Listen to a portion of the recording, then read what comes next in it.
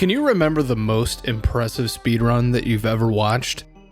Mine was Siglimic's 120-star masterpiece of Super Mario 64 from AGDQ 2013.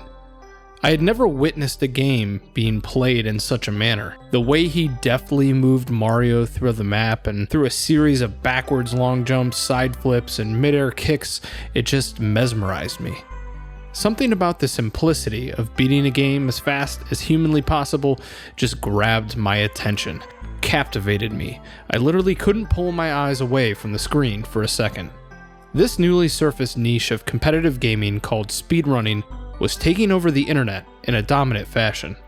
Ever since I first watched that Siglimic run, where he expertly played a game that encapsulated my entire childhood, I was hooked. I spent hours and hours surfing the internet for a taste of the tense, white-knuckle action that was speedrunning. Nowadays, speedrunning is as omnipresent to gaming as other challenges, like beating the game on the hardest difficulty or without dying.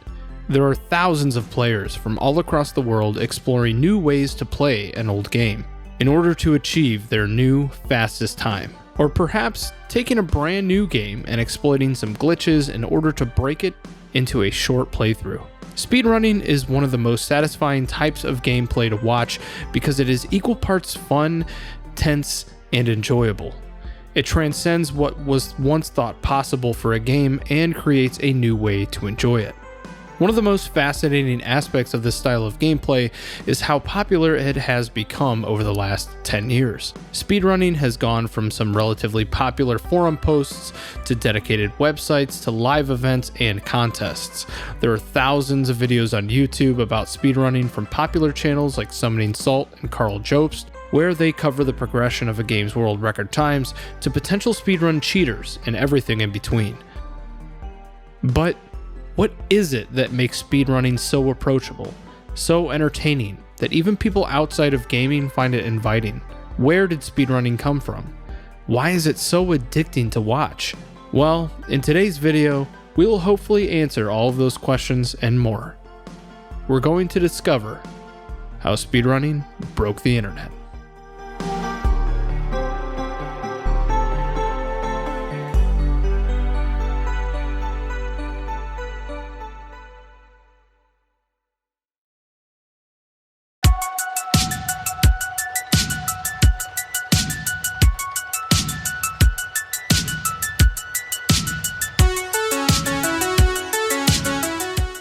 My first memory of speedrunning, at least from a more traditional sense, came from playing Sonic the Hedgehog.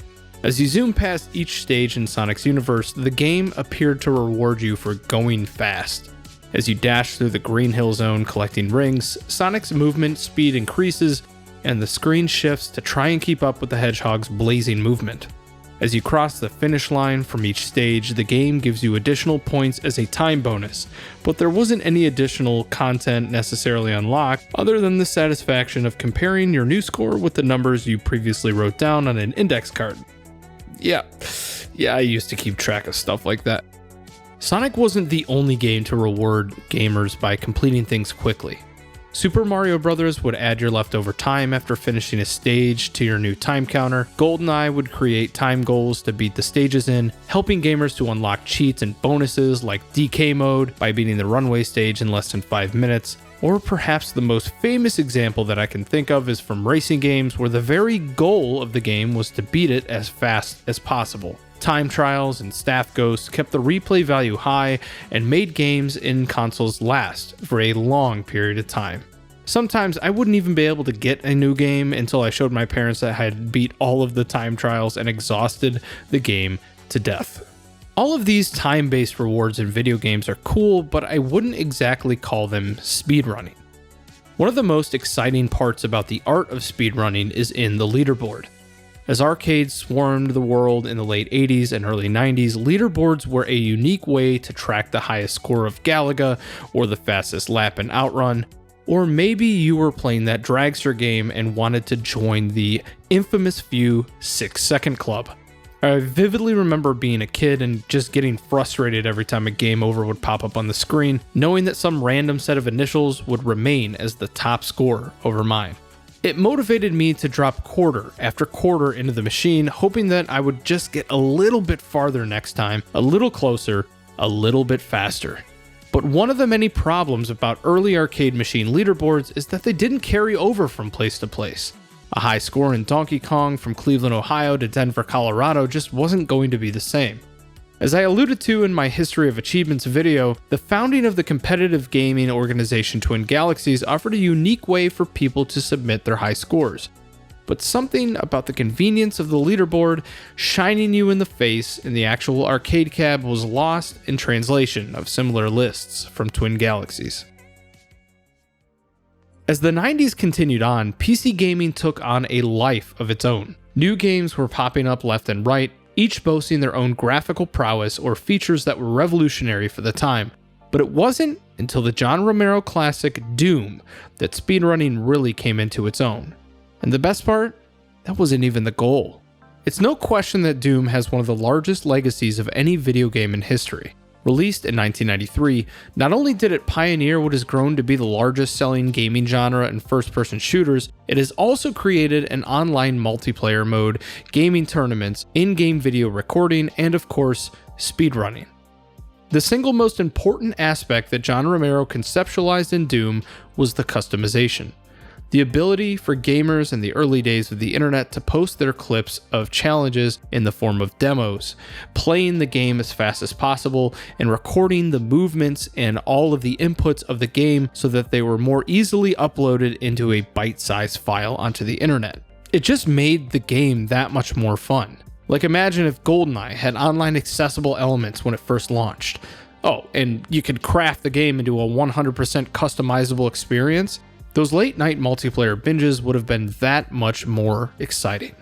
With Doom's popularity on the rise, some PC gamers wanted more out of the experience. In 1994, Christina Stranoff Norman started the first demo site for the game, simply titled the LMP Hall of Fame. The site was incredibly ahead of its time, boasting leaderboards and essentially birthing the idea of speedrunning. The LMP Hall of Fame was a place where you could view the fastest time people had beaten stages of Doom, or perhaps some more interesting challenges others had coined. From there, Doom Honorific Titles, or DHT, was started, awarding gamers who would complete unique challenges called exams. Accolades would range from completing the game only using the starting weapon to completing stages within ridiculously tight timeframes. The site was so popular, I even remember my older brother mentioning his teacher playing it back in the day. Although DHT was not solely dedicated to speedrunning Doom, it did help coin some terms common to the speedrunning vernacular, like pacifist runs, where the player would complete the game without harming any monsters. In the mid-90s, Doom was absolutely on top of the world, and in November of 1994, an extremely important website would be created, and truly serve as the genuine origins of competitive speedrunning. Enter CompeteN, a website dedicated to showcasing Doom demos that emphasized beating the game as fast as humanly possible. It was during the early days of the site that terms such as any percent and 100% were first utilized, and the archives were beginning to flood with droves of demos from all over the world. At first, speedrunning was synonymous with Doom. But as with anything, it didn't take long for the sensation to catch on to another id Software title, Quake. In 1997, speedrunning legend Nolan Radix Flug started Speed Demo Archives as a convenient way to track Quake speedrun records. Flug then created Quake Done Quick, which was meant for speedruns of entire games with the fastest individual levels chained together in one whole video. It was a way to get a maximum wow factor for even more casual players when watching the spliced videos together in one take. Radix's website really set the stage for a multitude of speedrunning events in the future, even if he didn't realize it at the time. Quake Done Quick sparked a huge amount of attention for the art of speedrunning, so much that a large amount of traffic was drawn to the site, and things began evolving around him. Speedrunning was taking on a life of its own. Before we get ahead of ourselves, there's one thing that I'd like to mention. The one aspect of Doom and Quake's early speedrunning days that I've always found fascinating is their history proves the very evolution of speedrunning. Speedrunning didn't come into existence with complete playthroughs of Final Fantasy or Super Mario World. Speedrunning started much like those time trials and staff ghosts from the 80s and 90s, and how we grew up basically during our childhood. How fast can you beat this stage? Why else would the ends of these levels tell me how long it took to beat a stage? It wasn't until years later that gamers really put their endurance on the line and started completing games in their entirety. Sites like Speed Demo Archives gave people around the world a way to track completion times of 100% and any percent runs that were performed in one straight sitting. Video capture techniques were improving, and as the new millennium approached, speedrunning would begin to branch out into some uncharted territory, though not without some tangents along the way. Before speedrunning could achieve its final form and become the phenomenon it is today, some meandering was in order. In 1999, looking for new ways to exploit the game, Doom player and programmer Andy Arakan Kempling released a modified version of Doom's source code that allowed players to record demos in slow motion. This actually allowed players to be more carefully thought through and input their moves to optimize the fastest possible routes to complete the game. It was immediately apparent that the possibilities and potential of this gameplay style were endless. At some point in time, we have all asked ourselves, if we could slow down or stop time, what would we do? There became an almost infinite amount of ways to optimize Doom and Quake speedrunning, and when these runs were actually sped back up, they were incredibly entertaining to watch. At the turn of the millennium, Speed Demo Archives began to foster some other speedruns outside of Quake and Doom. Remember that tangent period that I spoke of? Well, from 2000 to about 2009, speedrunning was an extremely niche community, existing mostly of a few hundred to a few thousand runners across the world. Runs for games like Metroid Fusion or Metroid Prime were being posted on Speed Demo Archives and gaining lots of attention. But there was one specific run in 2003 that would change speedrunning forever.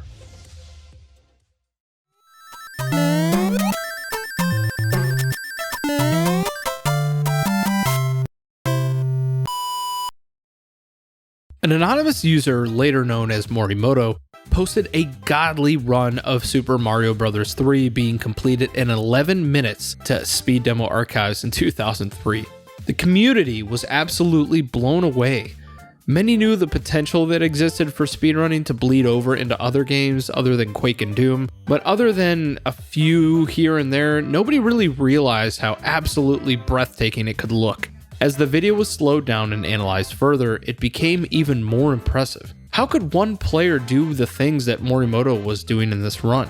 Most notably were the long stretches of flight, or the sequence in World 8 where he literally just bounced on enemies for consistent one-ups. The existence of this run exploded in 2004 in the pre-YouTube internet, and people didn't know exactly what to think. Was it real? Did he cheat? Was this some kind of Game Genie glitch people just didn't know existed? Well, although it wasn't exactly cheating, there was just one catch. What looked like the performance of a gaming prodigy was a mere mirage of sorts. What Morimoto posted was a tool-assisted speedrun. He used a combination of emulation and screen capture to slow down the Nintendo Classic in order to piece together the masterful run that arguably made speedrunning mainstream. Shortly after it was posted, Morimoto's Super Mario Bros. 3 Taz speedrun sparked a revolution. How could other popular games be manipulated into producing something as entertaining as his run? The new obsession with speedrunning for the next 5 years or so became tool-assisted speedrunning. So how exactly is tool-assisted speedrunning accomplished? Well, imagine the difference between drawing a picture freehand in just a few seconds versus chiseling a sculpture by hand over a period of years. The picture may be short, intense, and relatively imperfect, while the sculpture takes time, though perfectly enhanced for a premier viewing experience. Taz speedrunning is a grueling process and primarily uses things like lag and save states from emulators to constantly reload individual frames in a game in order to input the perfect controller combination that would just lead to a time save here and there, and overall when you play it back it just looks great. Although TAS speedruns appeared to be created for entertainment purposes only, the amount of hair-splitting detail that goes into creating them is brain-melting, to say the least. Some of the most popular speedrunning strategies, or strats that they've later become known as, they were really uncovered using this method, including the backwards long jump from Super Mario 64, or the once thought impossible for humans in real time, Mario Kart 64's triple weather tanko. To speak to the importance of TAS speedrunning, I still remember some of the first speedruns I ever saw. They were TAS speedruns. They were incredibly entertaining to watch. Imagine watching Mario fly through the sky, precise controller inputs dictating his every move. TAS speedruns were a true testament to the maximum capacity and capability a game could ever produce. A fascinating look into how the game could be broken down into producing a jaw-dropping glitch fest of gameplay perfection. YouTube's arrival from 2005 to 2006 ushered in a new convenient way to view these TAS speedruns. With the introduction of YouTube for the first time, speedrunning became viewable to a wider audience. Videos became suggested content, and speedrunning as a whole was on the precipice of being a cultural gaming sensation. As exciting as TAS speedruns were, eventually people wanted something more exciting than seeing the fastest possible run from a game. TAS speedruns lacked the personal attachment of a real human playing the game live. The introduction of Let's Play content on YouTube was increasing in popularity, offering people a chance to sit in with someone as they played through a classic game in its entirety. Granted, this was piecemealed and it was a little bit different than what we know of speedrunning today, but you get the gist. This, coupled with a face cam, made watching gameplay more enjoyable, as you could get real-time feedback from the player, all while not having to lift a finger and play the game yourself. But how would this translate to speedrunning? Would real-time speedruns become more entertaining than TAS? They were out there, but had they really gained the traction that they deserved?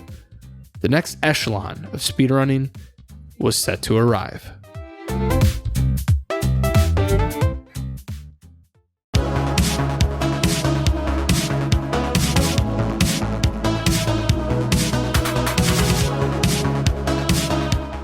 There aren't many periods of time that were as important to speedrunning and gaming as a whole as the late 2000s and early 2010s.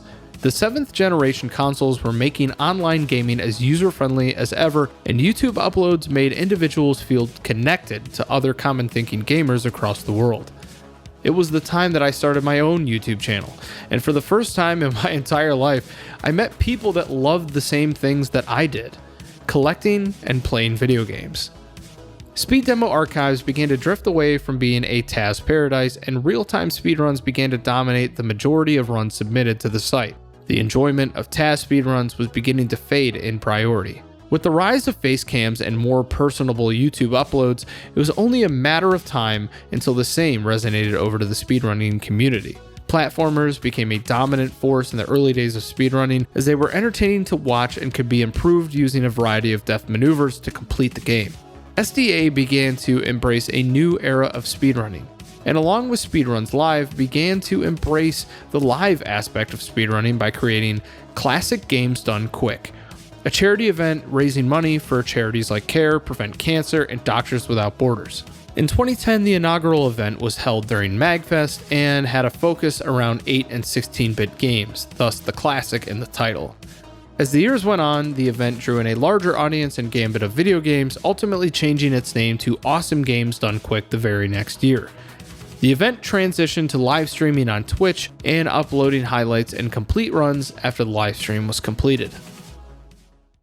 Before I continue on, I felt like it would be a huge disservice to skip what I consider the Renaissance era of speedrunning, 2010 to 2014. In addition to SDA and Speedruns Live gaining popularity, live events like AGDQ acted like a gateway drug for casual viewers to look in for more. That is where Twitch comes into play. Twitch was birthed from Justin.tv, an early website dedicated to live streaming. In 2007, internet user Justin Kahn started a website to essentially livecast his entire existence, 24/7. The site quickly gained popularity and began to see a large focus in gaming. They created a separate spin-off called Twitch, where live streamers could broadcast them playing video games and have audiences from all over the world tune in. Driven by the success of live marathon events, many people began tuning into the Twitch channels run by some of the most popular speedrunners like Zelda and Cosmo.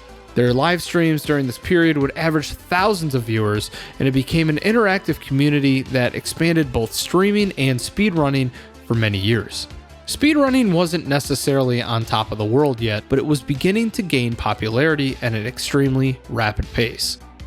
To quote Matt Harris from UK Speedrunning Marathon, "It's easy to understand why people would want to see something done at a speed that was never really done before. Why do people get excited about someone running 100 meters really quickly? It's the same with speedrunning, only now in the form of completing a video game really quickly. And the coolest part? There's tons more events than the 100-yard dash. There's lots of games out there." Speedrunning filled the air with a mix of tension and excitement, so much so that casuals and video game fanatics alike could appreciate the art form. It was easy to understand because so many speedruns, especially those done during live events, were also accompanied by a couch member describing intricate or complex strats that the runner was pulling off as they did them. When completed, these were often met with plenty of oohs, ahs, and claps from the audience. 2013 was the period that I first really started getting into speedrunning, with the aforementioned 120-star run by Zelda, arguably one of the most important speedrunners of all time. Speedruns were really continuing to evolve, focusing more and more on full completions of games rather than just beating them as fast as humanly possible. 100% runs of some of my favorite childhood games were being ripped through at breakneck pace, and world records were being broken just as fast as they could be set. AGDQ 2013 raised almost $500,000 toward charity, and the community showed no signs of slowing down. Then, in 2014, there was a speedrunning moment that changed everything.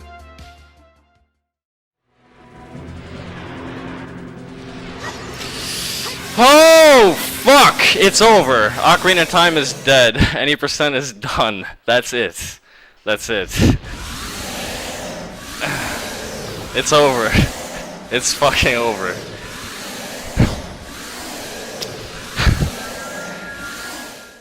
Cosmo, later known as Narcissa Wright, posted this speedrun of The Legend of Zelda: Ocarina of Time being completed in 18 minutes and 10 seconds.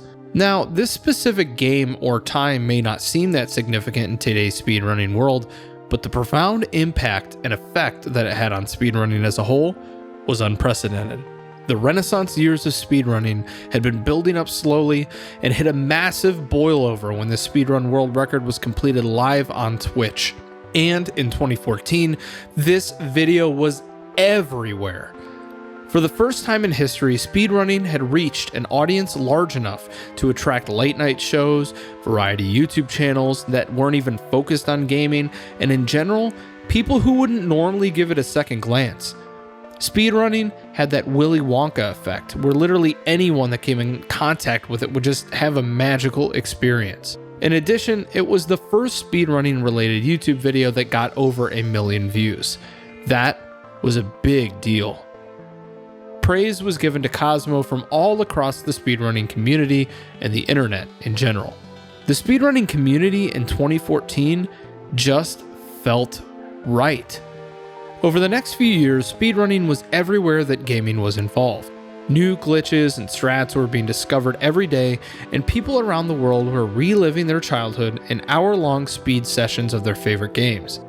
If you didn't want to dive into the den of giants and start speedrunning a game that had hundreds or even thousands of players online, you could literally pick something more obscure like Plok for the SNES or El Shaddai for the Xbox 360 and start your own speedrunning community.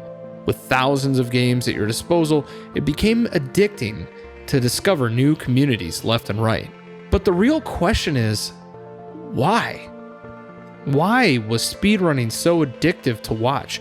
Why were people donating millions of dollars to spend hours in front of their computer screens watching other people play the same games over and over and over again? There's a few things to unpack here, but speedrunning is one of the most unique gaming experiences you can find. Have you ever watched a movie or a sports event where your body will literally react to what's happening in front of you? Let's say it's the last round of the Masters tournament. Tiger Woods is just one putt away from winning his next green jacket. Or it's the end of a hockey game and your team just pulled their goalie in an effort to tie the game as the clock ticks under a minute remaining. Or perhaps you're watching a suspense thriller film where the main character is being chased by the killer. People are naturally drawn to things that are tense and excite them. Sometimes when I'm watching a speedrunning attempt on Twitch and the runner brilliantly executes a huge time skip, it just puts me on the edge of my seat. I feel the emotions that they feel. Considering I don't watch sports or movies much these days, it has become my avenue for thrills. Besides the impressive nature of watching the many tricks showboated in one of your favorite childhood games, the nerdy sense of excitement enthralls you. There is something physically stimulating about speedrunning that causes people not to want to look away. Another aspect of speedrunning that makes it so addicting is the way that the games are played. To a complete outsider, playing a game outside of the way it was intended to be played just makes it weird. It's a complete turnoff. But that's entirely missing the point. I found that as I've gotten older, one of my least favorite sayings in existence is, "That's the way we've always done it." I hate that phrase. In my opinion, it's a defeatist mentality when you accept that there is no other or more efficient way to complete a task, or if there is, you're just too lazy to explore it. You're settling. I've also found that as a millennial, I try to do things as easy as possible because I'm lazy. Speedrunning combines both of these things and creates an experience where games are literally broken or crazily optimized to be completed as quickly as possible. And there's something cool about seeing a game played like this that you just can't get anywhere else. There doesn't have to be any flashy commentary like in a Let's Play or a face cam of your favorite Twitch star. The gameplay can literally speak for itself. And I'm not just speaking about glitches. Unique strategies and efficiency methods for playing games normally have been discovered through speedrunning. Even better than that were that some games actually got new life breathed into them by speedrunning. Personally, I don't find traditional turn-based RPGs particularly interesting or exciting to speedrun, but many people enjoy the challenge of blazing through the game at the lowest level possible. The risk of potentially getting one-shotted and losing your entire 5 hours of progress, like in Final Fantasy VII, would make it intense and exciting. It gives you a new way to play a game like Earthbound, which I've beaten more times than I can count. Speedrunning can even turn a bad game into something semi-decent when you start to run it. Take some of the games on the N64 that may be almost unplayable these days because of the poorly aged graphics. However, when speedruns start to surface, the game and community surrounding it become fun again. There may be racing games which you thought you had literally played to death, where records were still being broken daily. To further enhance the experience and extend the gameplay, there are various hacks and randomizers that gamers have dabbled with over the years, and the mix of RNG can really amp up the suspense of a speedrun tenfold. But most of all, my favorite part of speedrunning is the sense of community omnipresent throughout the entire hobby. Sure, drama is certainly there, but it was greatly overshadowed by the strong sense of good amongst runners. When new strategies were discovered, they were shared to everyone in the community because it just made everything more competitive and enthralling. When a world record was broken, the community would rally and celebrate each other's successes with true sportsmanship. And I'll tell you what, watching those celebrations was one of the most exciting things to see. Some of the most wholesome moments come from when somebody breaks a world record or gets a new personal best in a game. My favorite community between 2014 and 2017 was the Donkey Kong Country community. The camaraderie and friendship is especially present in this video of Void in AGDQ 2016 as he plays my absolute favorite game to watch speedruns of, Donkey Kong Country 2. Dang, please get it. Got it. Yep. Ramby jump. Ramby Now that's jump. only one part of it. Part 2. There we go. There we go. First try. That's like a 4 to 5 frame window to initially get the proper jump. Other runners like Antilles58 are incredibly supportive and detailed in their explanations of the game being played while discussing things in a digestible way for casual fans to understand. It's one of the best AGDQ videos that I've ever seen because it really highlights the community aspect of these runners. As these communities expanded, friendships were made, and it all felt very wholesome. In some ways, the community reminded me a lot of being a retro gaming YouTuber in 2010. There was very little to no drama, and everyone was just excited that others around the world shared their passion for gaming. Speedrunning felt like a goldmine. It was established enough that it had its fair share of mainstays, but new enough that almost anyone could get into the action and start speedrunning a game of their own. Mega Man X, you got it. Wind Waker, absolutely. The world was your oyster.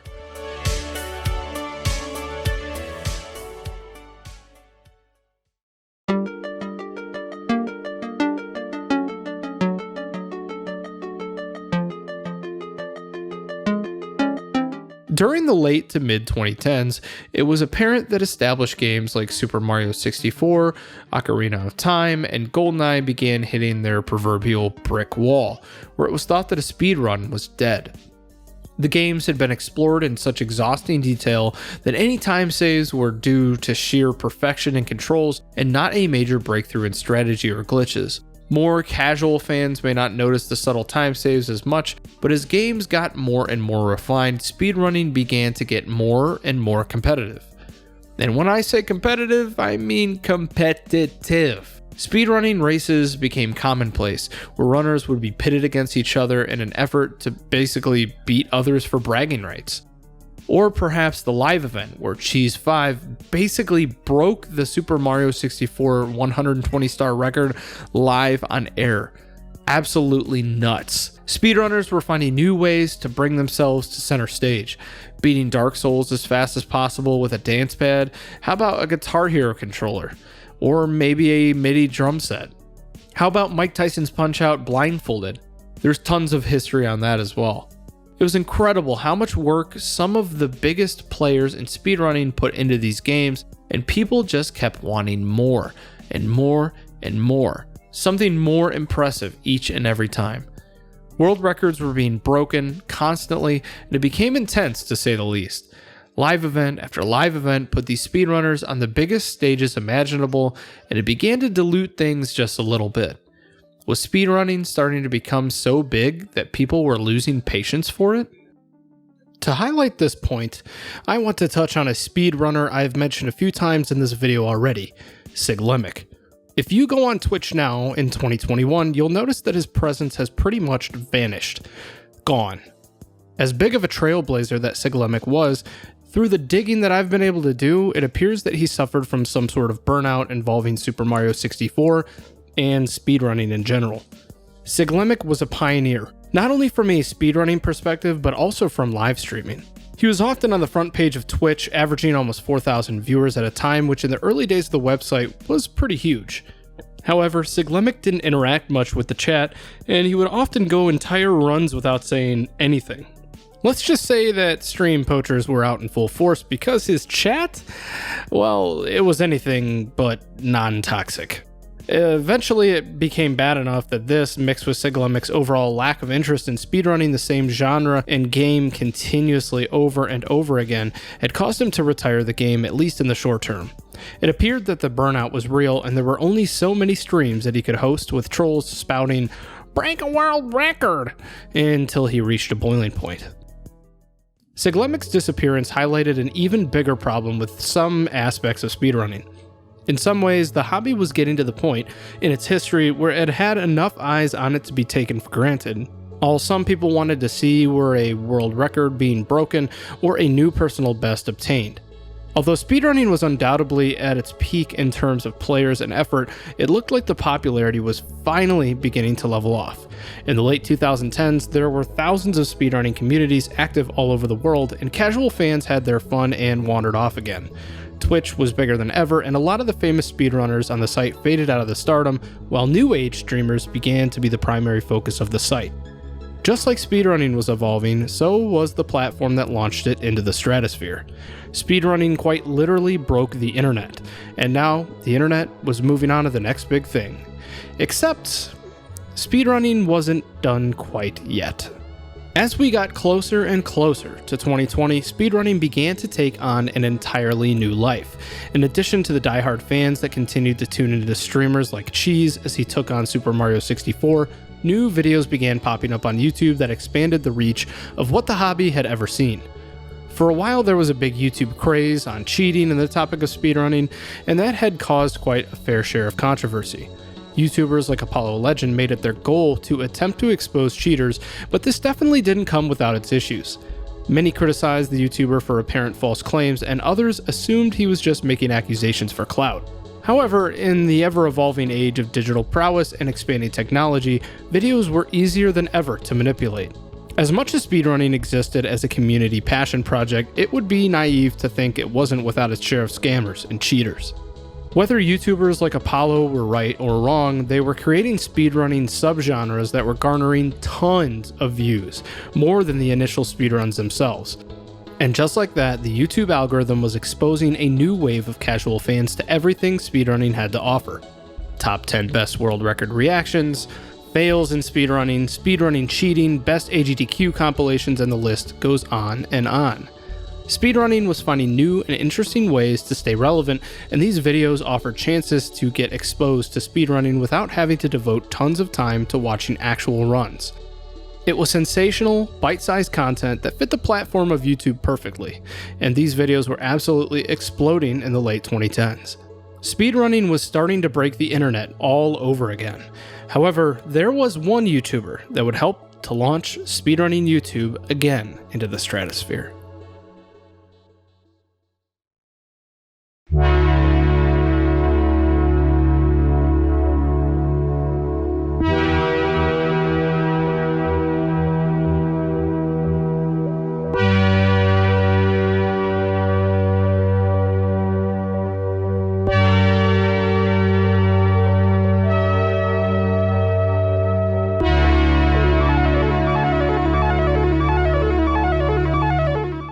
On January 7th, 2017, YouTuber user Summoning Salt posted a video to YouTube entitled World Record Progression, Mike Tyson. This was a simple video about the contributions from the speedrunning community surrounding the game, Mike Tyson's Punch-Out on the NES. It didn't have any over-the-top dramatic commentary, hyper-detailed editing, or anything overly exciting, but it did what no other speedrunning video up to this point had delivered to a captive audience: a story. Summoning Salt narrated the progression of Mike Tyson's Punch-Out world record pace while explaining the positives and flaws of each run, doing so in a way that was easily digestible for a new audience, but still engaging the old. And to top it off, at the end of the video, it was revealed that the content creator himself held the world record. The video to this day has over 1.3 million views and has been credited with starting an entirely new genre of video: world record progression. And of course, Summoning Salt wasn't just done there.